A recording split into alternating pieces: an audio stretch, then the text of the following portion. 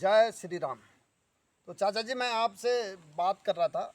हम जो है बुढ़िया गांव में एक नाइट वहाँ पे होल्ड किया जी और अगले दिन वहाँ पे हमारे बड़े सैन्य अधिकारी आए थे जी और उन्होंने वहाँ पे अपना आखिरी स्पीच जो है हमें दिया।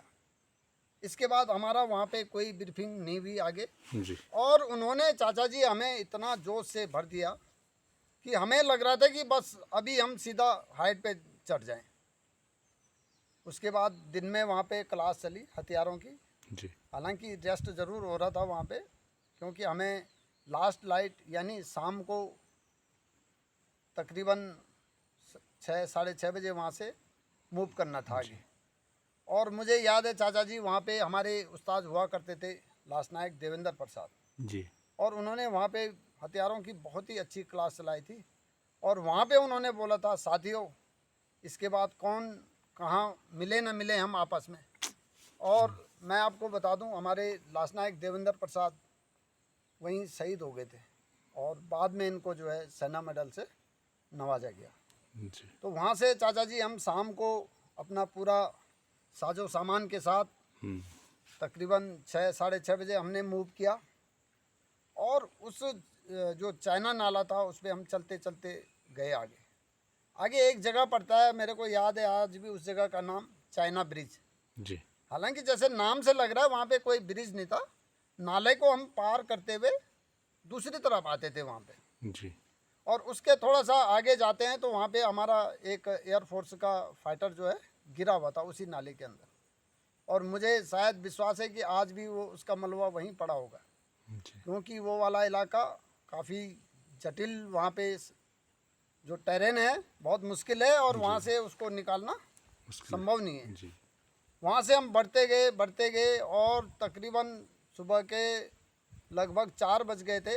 हम आगे एक जगह पड़ती है वहाँ पे बकराहट, बकराहट में पहुँचे। जी और वहाँ पे हमने अपना फिर एक डिफेंस लिया वहाँ पे, जिसको हम अपनी भाषा में फर्म बेस बोल सकते हैं, फौज की भाषा में कुछ भी समझो। जी लेकिन वहाँ पे कुदरती दो गुफाएं थी, एक नाला के बाईं तरफ थी और एक नाला के दाहिनी तरफ थी। बाईं तरफ में हमारा एक कुक हाउस वहाँ पे शिफ्ट जरूर हो गया था, और दाहिनी तरफ हमारे जो बड़े अधिकारी थे और कुछ जवान उस गुफा में शिफ्ट हो गए थे। जी और उसके बाद हमने जो है अपने प्लाटून के साथ जो जहाँ पे था, जिसको जहाँ पे जगह मिली उसी एरिया में हमने अपने लिए संगड़ बनाए। जी संगड़ चाचा जी ये पहाड़ी एरिया में बनता है, वहाँ पे मोर्चे की खुदाई नहीं हो सकती है क्योंकि पत्थर ही पत्थर है। जी आप जहाँ पे जाते हैं वहीं पर अपना चारों तरफ आप क्या लगा देते हैं, पत्थर की दीवार बना पत्थर की दीवार बना देते हैं, जी। ताकि आप आर्टी सीलिंग से और गोलियों से बच सके बच सके। उसके बाद हम वहाँ पे एक नाइट रहे। नाइट किया उसी दिन, लगभग पूरा दिन वहाँ पे आराम किया। सुबह 4 बज गए थे जी और उसी दिन शाम को जो है हमारी अल्फ़ा कंपनी जो है अटैक के लिए निकल गई थी। जी साथ में चार्ली कंपनी और इनके सपोर्ट में ब्रावो कंपनी और डेल्टा कंपनी, हमारी चारों राइफल कंपनियां वहाँ से अटैक के लिए वो करके मूव कर गई थी। यानी जो राशन मिला हुआ था और दिन में जो खाना खाया था, उसके बाद अपने पास शक्कर पारा और हमारी राशन था। हमारी क्या होता है वही मैंने आपको पहले ही बताया था, जी। मील रेडी टू ईट, जी, यानी जी, पक अच्छा, पकाया अच्छा। खाना है, वो उसको गर्म करना है और वो आपका रेडी है खाने के जी लिए। जी जी बिल्कुल तो चाचा जी वहाँ से जब हमारा अटैक के लिए मूव हुआ, हालांकि मैं अपने बारे में बता दूं, मैं रेखियन सर्विलेंस प्लाटून में था और मैंने आके कहीं पर भी गोलीबारी नहीं की है।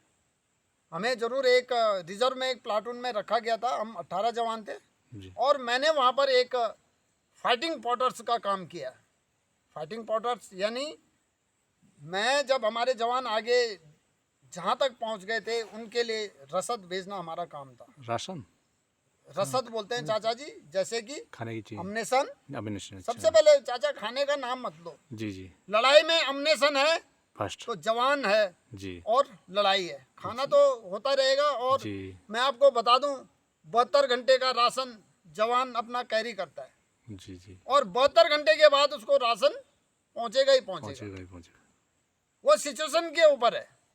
जी तो वहाँ से जब हमारी अल्फा कंपनी मूव हुई, जी आगे ओल्ड टेंट एक जगह है, उसके बाद न्यू टेंट है, फिर हमारी फौज बढ़ते बढ़ते आगे काला पत्थर, बम्प 1, बम्प 2 की तरफ प्रस्थान कर रही थी। जी और आगे की जो मंजर था बहुत ही भयानक था। लगातार बोफोर्स फायर हो रही थी, बाकी आर्टिसलिंग हो रही थी। उसके बाद हमारी जो अपनी मोटर थी वो लगातार आगे बम्बार्डमेंट कर रही थी। जी। और चाचा जी उस रात मैं बताऊं, जो गोलियों की बौछार और जो गोले वहाँ पे गिर रहे थे, शायद ही दीपावली में इतना पटाखे नहीं फूटते होंगे जितने गोलाबारी वहाँ पे हो रही थी। तो इसके आगे मैं फिर बताऊंगा चाचा जी। थैंक यू आपका, धन्यवाद। जय श्री राम। जय श्री राम।